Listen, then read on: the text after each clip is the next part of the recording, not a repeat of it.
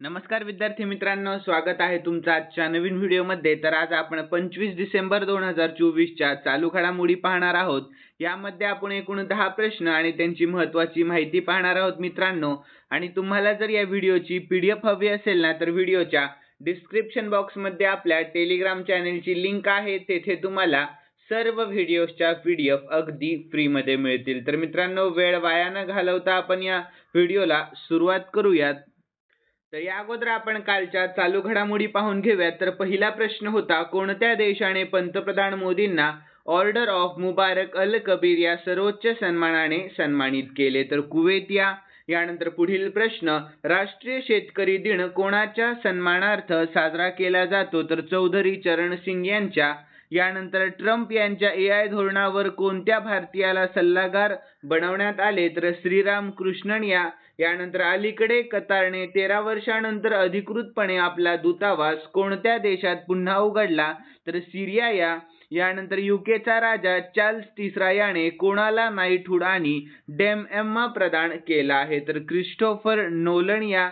यानंतर कोणत्या देशाने महिला अंडर 90 T20 आशिया चषक विजेतेपद पटकावले? तर आपल्या भारत देशाने। यानंतर अलीकडेच राष्ट्रीय ई-विधान ॲप्लिकेशनशी जोडणारे कोणते राज्य विधानसभा भारतातील पहिले राज्य बनले? तर हिमाचल प्रदेश। यानंतर अमेरिकन वृत्तपत्र वॉल स्ट्रीट जर्नलने कोणत्या राज्याला 2025 सालासाठी लोकप्रिय जागतिक गंतव्यस्थान म्हणून मान्यता दिली? तर मध्य प्रदेश। यानंतर ज्युनियर नेमबाजी विश्वचषक 2025 कोणत्या देशात आयोजित केला जाईल? तर आपल्या भारत देशामध्ये। यानंतर मित्रांनो, शेवटचा प्रश्न होता, तर कोणत्या खेळाडूने next general ATP finals tennis स्पर्धेचे विजेतेपद पटकावले? तर जोआओ फोन्सेका। ठीक आहे, लक्षात ठेवा। यानंतर मित्रांनो, आपण आजच्या चालू घडामोडी पाहून घेऊया। तर आजचा पहिला प्रश्न असणार आहे, नेटवर्क रेडिनेस इंडेक्स म्हणजे NRI 2024 मध्ये भारताचे स्थान कितवे आहे? तर याचे योग्य उत्तर ऑप्शन A 49वे स्थान आहे। कितवे? तर 49वे। तर याविषयी महत्त्वाची माहिती देखील पाहून घेऊयात। तर भारताने 2024 नेटवर्क रेडिनेस इंडेक्स मध्ये लक्षणीय प्रगती केलेली आहे। तर 2023 मध्ये 60व्या स्थानावरून 11 स्थानांनी झेप घेत 49व्या स्थानावर पोहोचले आहे आणि त्याचा स्कोअर 53.63% पर्यंत वाढलेला दिसून येत आहे। तर हे यश डिजिटल पायाभूत सुविधा आणि तंत्रज्ञान स्वीकारण्याच्या देशाची दृढ वचनबद्धता दर्शवते। यानंतर पुढील प्रश्न दुसरा आहे, तर राष्ट्रीय मानवाधिकार आयोगाच्या अध्यक्षपदावर कोणाची नुकतीच नियुक्ती करण्यात आलेली आहे? तर याचे योग्य उत्तर option A V Ram Subramaniam यांची। कोणाची? व्ही राम सुब्रमण्यम यांची। तर याविषयी महत्त्वाची माहिती देखील पाहूयात। तर नुकतीच व्ही राम सुब्रमण्यम यांची राष्ट्रीय मानवाधिकार आयोगाच्या अध्यक्षपदी नियुक्ती करण्यात आलेली आहे। तर पहिले अध्यक्ष कोण होते? न्यायमूर्ती रंगनाथ मिश्रा हे पहिले अध्यक्ष होते। यानंतर राष्ट्रीय मानवाधिकार आयोगाविषयी आपण शॉर्टमध्ये महत्त्वाची माहिती पाहून घेऊयात। राष्ट्रीय मानवाधिकार आयोग ही भारतातील एक केंद्रीय मानवाधिकार संस्था आहे। तर त्यामध्ये एक अध्यक्ष आणि 5 सदस्य असतात। तर आयोगाचे अध्यक्ष भारताचे निवृत्त सरन्यायाधीश असावेत। यानंतर एक सदस्य सर्वोच्च न्यायालयाचा सेवारत किंवा निवृत्त न्यायमूर्ती असणे आवश्यक आहे आणि एक उच्च न्यायालयाचा सेवारत किंवा निवृत्त मुख्य न्यायाधीश असणे आवश्यक आहे। यानंतर मित्रांनो, इतर 2 सदस्यांना मानवी हक्कांशी संबंधित कामाचे ज्ञान किंवा अनुभव असणे आवश्यक आहे। तर आयोगात एक महिला सदस्यही असावी लागते। यानंतर 2024 मधील महत्त्वाच्या नियुक्त्या आपण या ठिकाणी पाहणार आहोत। तर भारताचे 51वे सरन्यायाधीश कोण बनले आहेत? तर न्यायमूर्ती संजीव खन्ना। राष्ट्रीय महिला आयोगचे नवीन अध्यक्ष म्हणून कोणाची नियुक्ती करण्यात आली? तर विजय किशोर रहाटकर यांची। यानंतर इंडियन कोस्ट गार्डचे 26वे महासंचालक कोण बनले? तर परमेश शिवमणी बनले आहेत। यानंतर भारतीय रेल्वे बोर्डाचे अध्यक्ष आणि CEO म्हणून कोणाची नियुक्ती करण्यात आली? तर सतीश कुमार यांची। यानंतर संघ लोकसेवा आयोग म्हणजेच UPSCचे अध्यक्ष म्हणून कोणाची नियुक्ती करण्यात आली? तर प्रीती सुदान यांची।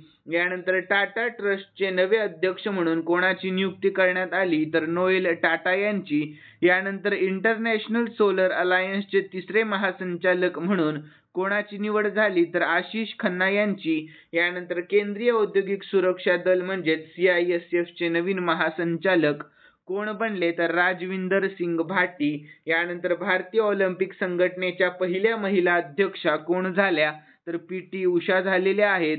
यानंतर मित्रांनो पुढील आहे माहिती तर 16व्या वित्त आयोगाचे प्रमुख म्हणून कोणाची नियुक्ती करण्यात आली तर अरविंद पानगडिया यांची. यानंतर भारताच्या नवीन CAG कोण बनला तर संजय मूर्ती.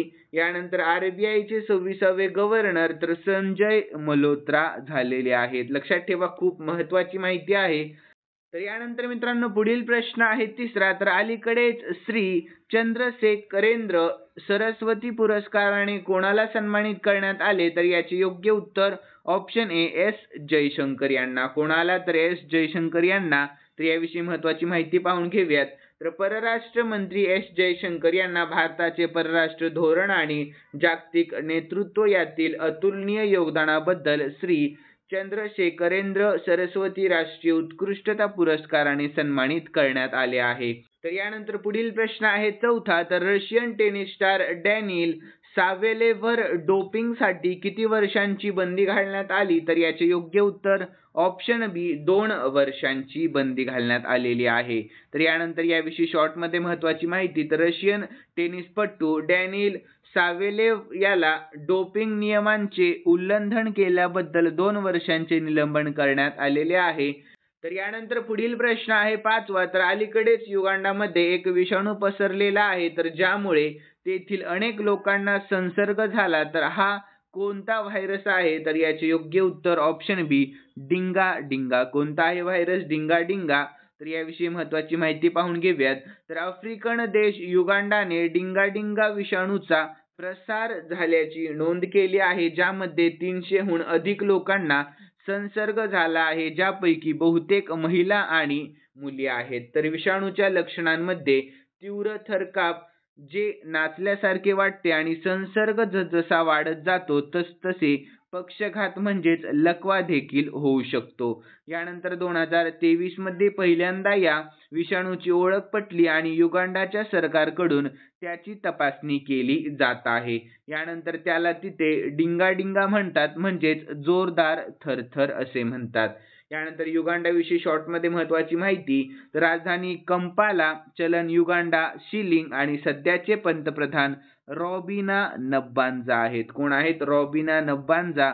यानंतर पुढील 6वा प्रश्न, तर राष्ट्रीय ग्राहक दिन 2024 कधी साजरा केला जातो तर याचे योग्य उत्तर ऑप्शन C 24 डिसेंबर रोजी साजरा केला जातो. तर याविषयी महत्त्वाची माहिती पाहूयात.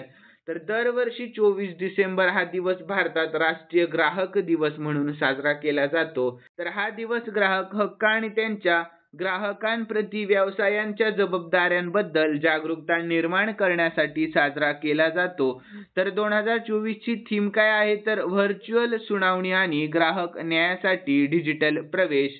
यानंतर मित्रांनो आपण डिसेंबर महिन्यातील महत्त्वाचे दिवस देखील पाहूया. तर 1 डिसेंबर रोजी जागतिक एड्स दिवस, 2 डिसेंबर रोजी राष्ट्रीय प्रदूषण नियंत्रण दिवस, आंतरराष्ट्रीय गुलामगिरी निर्मूलन दिवस आणि जागतिक संगणक साक्षरता दिवस, 3 डिसेंबर रोजी जागतिक अपंग दिवस, 4 डिसेंबर रोजी भारतीय नौदल दिवस, 5 डिसेंबर रोजी आंतरराष्ट्रीय स्वयंसेवक दिवस आणि जागतिक मृदा दिवस, 8 डिसेंबर रोजी बोधी दिवस, 9 डिसेंबर रोजी आंतरराष्ट्रीय भ्रष्टाचार विरोधी दिवस, 10 डिसेंबर रोजी जागतिक मानवाधिकार दिवस, परदेशी राजस्थानी दिवस आणि 11 डिसेंबर रोजी युनिसेफ स्थापना दिवस आणि आंतरराष्ट्रीय पर्वत दिवस, 14 डिसेंबर रोजी राष्ट्रीय ऊर्जा संवर्धन दिवस, 16 डिसेंबर रोजी विजय दिवस 2024, 18 डिसेंबर रोजी आंतरराष्ट्रीय स्थलांतरित दिवस आणि यानंतर 19 डिसेंबर रोजी गोवा मुक्ती दिवस, 21 डिसेंबर रोजी आंतरराष्ट्रीय ध्यान दिवस पहिल्यांदा साजरा करण्यात आला, 22 डिसेंबर रोजी राष्ट्रीय गणित दिवस, 23 डिसेंबर रोजी राष्ट्रीय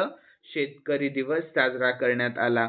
यानंतर मित्रांनो पुढील 7वा प्रश्न आहे, तर कोणती स्पेस एजन्सी 30 डिसेंबर रोजी स्पेडेक्स मिशन लॉन्च करेल तर याचे योग्य उत्तर ऑप्शन D इस्रो ही. कोणती? तर इस्रो ही स्पेस एजन्सी.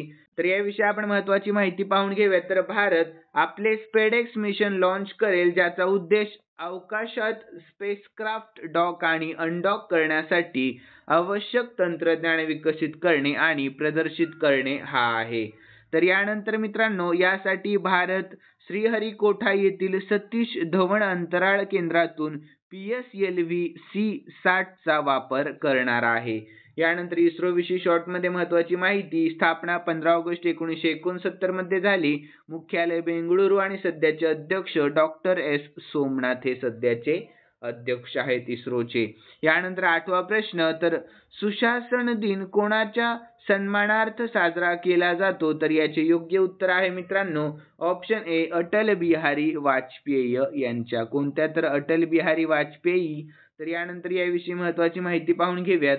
तर सुशासन दिवस दरवर्षी 25 डिसेंबर रोजी माजी पंतप्रधान अटल बिहारी वाजपेयी यांच्या जयंती दिनानिमित्त साजरा केला जातो. तर यावर्षी भारताचे माजी पंतप्रधान अटल बिहारी वाजपेयी यांची 100वी जयंती साजरी होत आहे. तर शताब्दी सोहळ्याची सुरुवात लखनौमध्ये अटल आरोग्य मेळ्याच्या उद्घाटनाने झालेली आहे. तर भारत सरकारने 2014 मध्ये सुशासन दिनाची सुरुवात केली.